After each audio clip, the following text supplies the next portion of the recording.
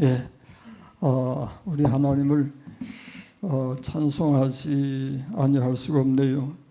예, 그렇게 코로나로 인해서 많은 어려움을 겪는 중에도 또 은혜 안에 또 이렇게 극복하고 또 이렇게 믿음을 지켜서 하나님 앞에 나와서 예배할 수 있게 된 것은 그 자체가 큰 은혜요 복인 줄로 믿습니다. 하나님을 찬송하십시다. 예, 할렐루야를 외쳐보세요. 할렐루야. 예, 할렐루야는 여호와를 찬양하라. 예, 그런 말씀이죠. 우리 항상 하나님을 찬송하고 하나님께 영광을 돌림이 마땅한 줄로 믿습니다. 예, 오늘 말씀의 제목이 복음화된 간수의 가정이라고 했는데 우리 믿음의 식구들에게 있어서는 간절한 소망, 정말 꿈에라도 바라는 그리고 기도의 제목이 바로 이 가정의 복음화입니다. 예, 온 식구들이 주 안에서 믿음으로 하나가 되는 것.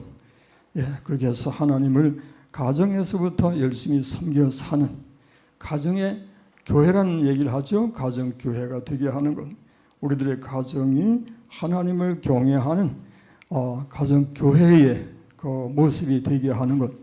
이게 바로 신앙생활을 능력있게 하는 비결이라고 얘기합니다. 근데 이것이 이렇게 수월한 것이 되지 못해요.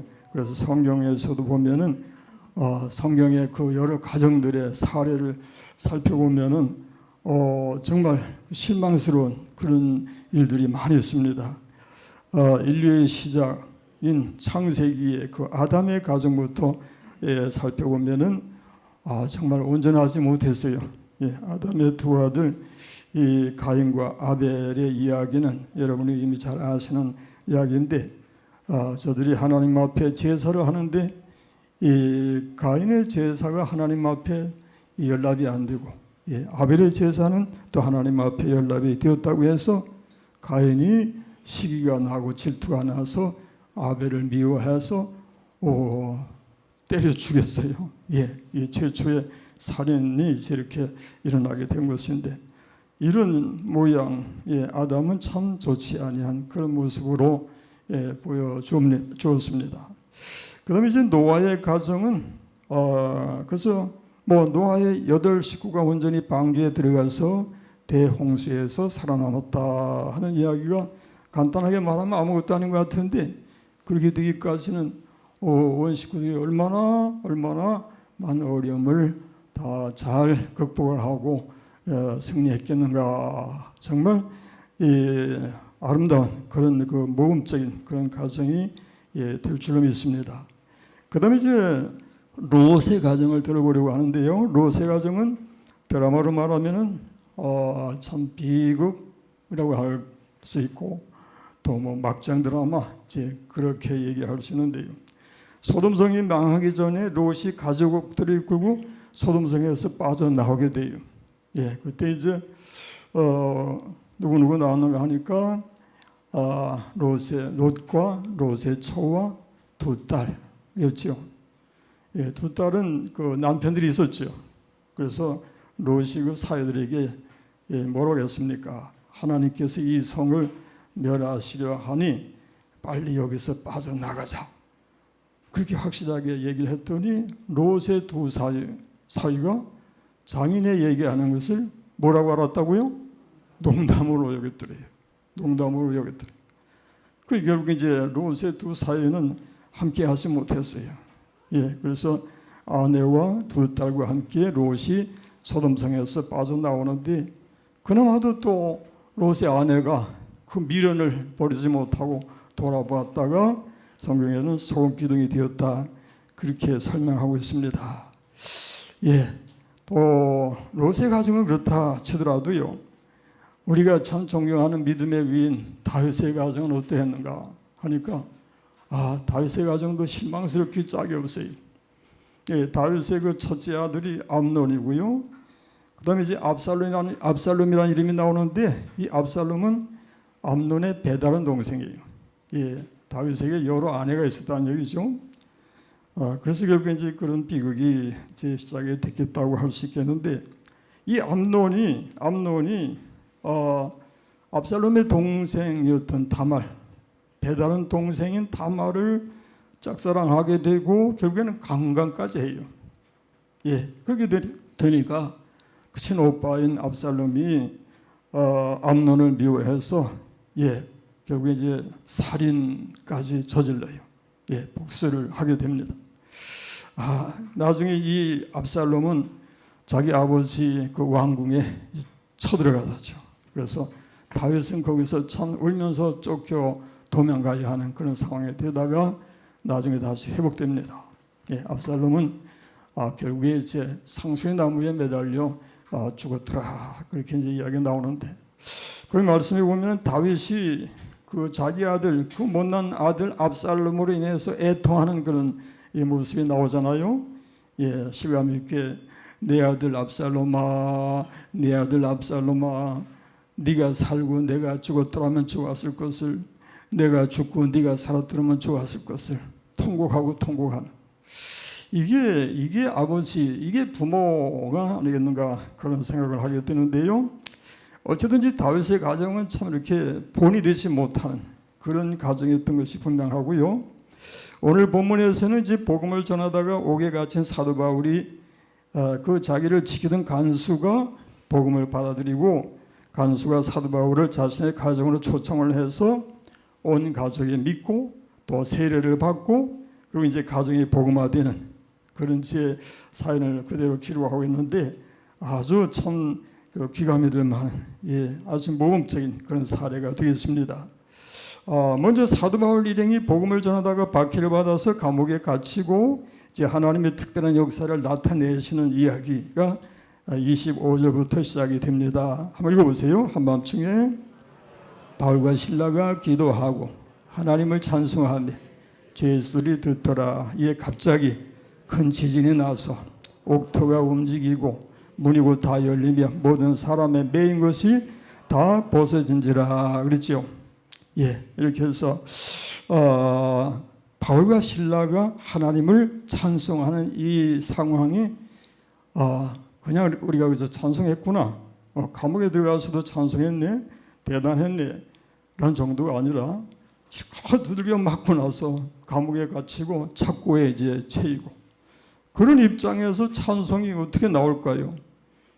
어떻게 찬송이 가능했을까요? 근데 여기서 찬송하는 이 바울과 실라는 자기들에게 임한 여러 가지 고난을 서러워하거나 슬퍼하거나, 하나님 왜 이렇게 우리로 고난당해 하십니까? 이렇게 하는 모습이 전혀 보이질 않아요. 오히려 당연한 것으로 받아들이고 어떤 면에서 그것을 즐기는 그런 정도까지 가는 것 같은데, 그렇게 해서 바울이 복음을 전하면서 하나님 앞에 영광을 돌리는 것을 보게 됩니다. 근데 이렇게 그들이 감옥에서 찬송할 수 있었던 이유는 성경이 대답을 하고 있는데요. 자, 읽어보십시다. 마태복음이 기록하고 있는데, 나로 말미암아 너희를 욕하고 박해하고 거짓으로 너희를 거슬러 모든 악한 말을 할 때에는 너에게 뭐가 있다고요? 복이 있나니 어떻게 하라고? 기뻐하고 즐거워하라. 하늘에서 너희의 상이 큼이라. 너희 전에 있던 선지자들도 이같이 박해하였느니라. 이 말씀을 읽을 때마다 전 아쉬운 마음이 있어요. 왜냐하면은 사도 바울이 참 많이 맞았다고 하는데 저도 그런 경험을 가지고 있잖아요. 군대 생활한 이들은 옛날에 다 그랬으니까.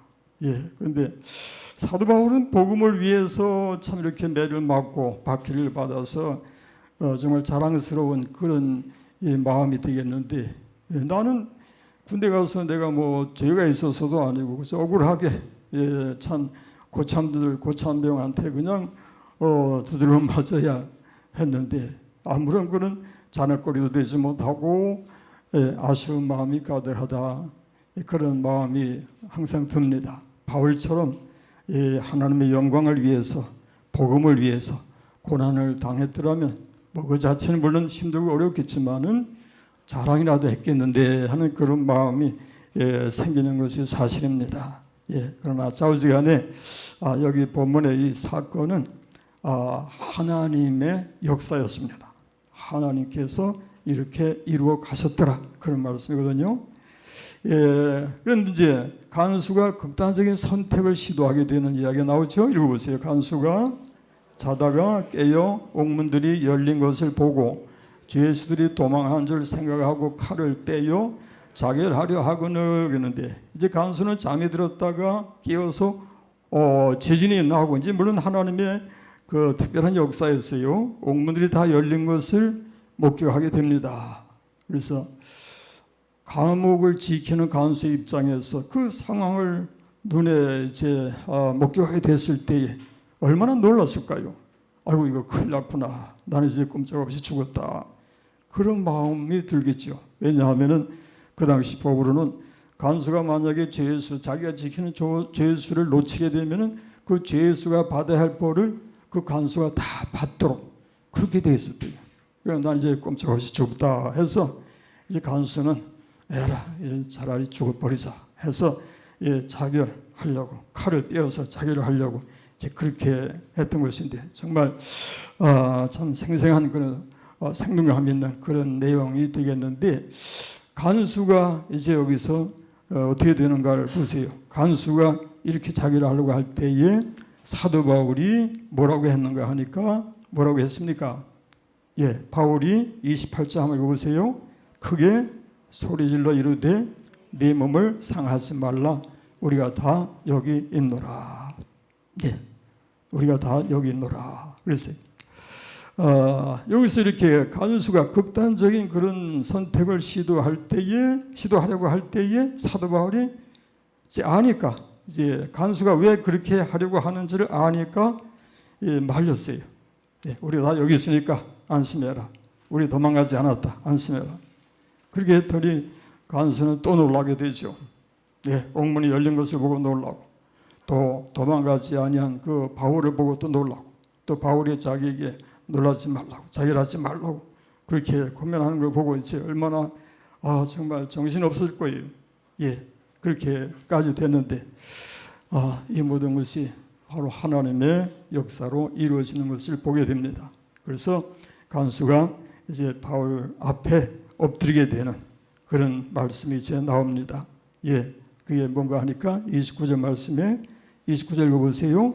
간수가 등불을 달라고 하며 뛰어들어가 무서워 떨며 바울과 실라 앞에 엎드리고 그랬죠. 간수가 등불을 달라고 해서 뛰어들어가서 무서워 떨며 바울과 실라 앞에 엎드렸더라.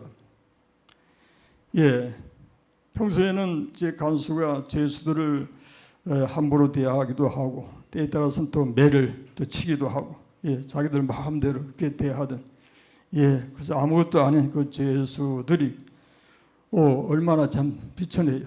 그런데 지금 상황은 오르가꾸로 돼가지고 이 간수가 자기가 때리고 자기가 무시하고 자기가 그렇게 착고를 사게 하고 하던 그 대상들 앞에 가서 엎드려서 떨면서 이제 도움을 구하는 그런 입장이 됩니다.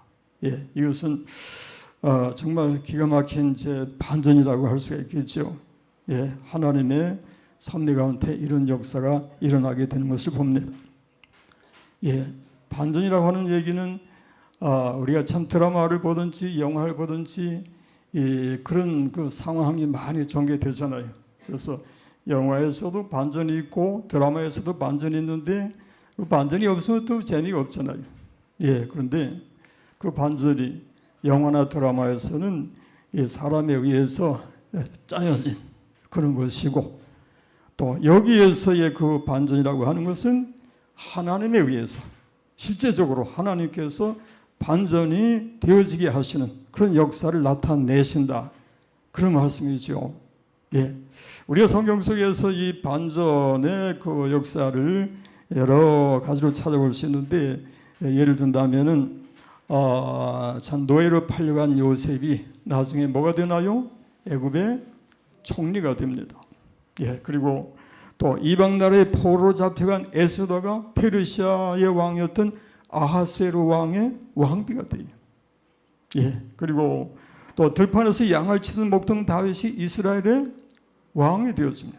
이런 사례가 얼마나 많습니까?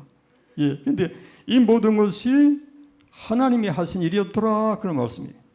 성경이 강조하는 것은 이 모든 것이 하나님이 하셨고 하나님이셨기에 가능했더라 그런 말씀이잖아요. 근데 이 반전이 오늘날 예수 믿는 여러분과 저에게도 있지요. 예, 그 반전이야말로 정말 멋진 복된 그런 반전인데 이거 읽어보십시다. 어떤 반전인가 하니까 에베소서 2장 3절 5절 말씀에 나옵니다. 에베소서 2장 3절 5절 보니까 전에는 우리도 다 그 가운데서 우리 육체의 욕심을 따라 지내며 육체와 마음이 원하는 것을 하여 다른 이들과 같이 본질상 진노의 자녀였더니 그 다음에 뭐가 됩니까? 긍휼이 풍성하신 하나님이 우리를 사랑하신 그 큰 사랑을 인하여 헌물로 죽은 우리를 그리스도와 함께 살리셨고 너희가 은혜로 구원을 받은 것이라. 아멘. 나 같은 죄인 살리신 주 내 놀라워 잃었던 생명 찾았고 광명을 얻었네. 아멘. 베드로전서 2장 10절에 보니까 한번 따라해 보세요. 너희가 전에는 백성이 아니더니 이제는 하나님의 백성이요 전에는 긍휼을 얻지 못하였더니 이제는 긍휼을 얻은 자니라. 아멘. 예, 전에는 백성이 아니더니 우리는 이스라엘과 상관이 없었고 아브라함과도 상관이 없었지요. 그러니 결국 이제 하나님도 모르고 여호와가 누구신지 모르는 우리였죠. 그러나 우리 하나님께서 웬일인지 웬일인지 그리스도의 복음이 전파되게 하셔서 그 복음을 듣고 예수 믿어 하나님의 백성이 되고 하나님의 자녀가 되어서 이제 하나님의 나라 백성으로서 천국의 기업을 약속받고 그 소망으로 살아가게 되었더라. 할렐루야. 예, 이것이야말로 가장 큰 반전이었더라 그런 말씀이죠. 예, 그래서 본문에 보면 다시 복음을 전하는데 이르되 주 예수를 믿으라 그리하면 너와 내 집이 구원을 받으리라 하고 주의 말씀을 그 사람과 그 집에 있는 모든 사람에게 전하니라. 그랬더니 어떻게 되었는가 하니까 33절 읽어보십시다. 33절 예, 본문에 그 밤 그 시각에 간수가 그들을 데려다가 그 맞은 자리를 씻어주고 자기와 그 온 가족이 다 세례를 받은 후 그들을 데리고 자기 집에 올라가서 음식을 차려주고 그의 온 집안이 하나님을 믿음으로 뭐라고요? 크게 기뻐하니라. 예, 다 세례 받고 온 집안이 하나님을 믿고 크게 기뻐하니라. 그렇죠? 이 간수는 영육의 이제 복을 받습니다. 예, 자기가 사실은 자결하려고 했을 때 상황만 해도 자기는 이제 망하는 거였어요. 예, 끝나고 마는 인생인데 참 사도 바울의 그 고면으로 예, 자기 생명에 살았고 또 사도 바울을 이제 통해서 복음을 듣게 되고 이제 하나님의 복음을 통해서 자기가 하나님의 백성이 되어지는 이제 영육의 복을 받는 그런 간수가 되는 것을 봅니다. 그래서 결론이 뭔가 하니까 한번 따라보세요. 크게 기뻐하니라. 예, 크게 기뻐하니라. 크게 기뻐하는 것. 이것은 세상적인 것으로 인한 기쁨이 아니라 이 성령이 주시는 기쁨이고 하나님으로 인한 기쁨이고 하나님이 주시는 기쁨인데 이것의 가치야말로 정말 세상을 주고도 바꿀 수 없는 그런 큰 것임을 믿으시기를 축원합니다. 그래서 우리 하나님의 성도에게 주어지는 기쁨의 그 정도를 얼마나 우리가 알고 느끼고 그렇게 해서 찬송이 저절로 나오고 하나님께 찬송과 영광을 돌릴 수밖에 없는 우리들의 믿음 생활이 되어야 할 줄 믿습니다. 그래서 하박국서 3장 17절 이하의 말씀을 우리가 늘 제 암송을 하잖아요. 이건 사실 하루에 한 번 이상 꼭 암송을 하면서 고백을 해야 된다고 할 만큼 강조하고 싶은 말씀이에요. 예, 뭐라고 합니까? 비록 무화과나무가 무성하지 못하며 포도나무에 열매가 없으며 감람나무 위에 소출이 없으며 밭에 먹을 것이 없으며 우리의 양이 없으며 외양간에 소가 없을지라도 나는 여호와로 말미암아 즐거워하며 나의 구원의 하나님으로 말미암아 기뻐하리로다. 아멘. 하나님으로 말미암은 기쁨이 여러분의 심령과 삶 속에 넘쳐나시길 예수 이름으로 축원합니다. 축원합니다. 기도하십시다. 하나님 아버지 감사합니다. 오늘도 주의 날을 맞이해서 주 앞에 나와서 엎드리며 말씀을 묵상하며 하나님 앞에 영광을 돌리나이다. 저의 심령에 하늘의 기쁨으로 가득하게 하시고 우리들의 가정이 온전히 복음화되어서 주님을 찬양하고 영광을 돌리게 하여 주옵소서. 예수님 이름으로 기도합니다. 아멘. 은혜의 말씀 감사합니다.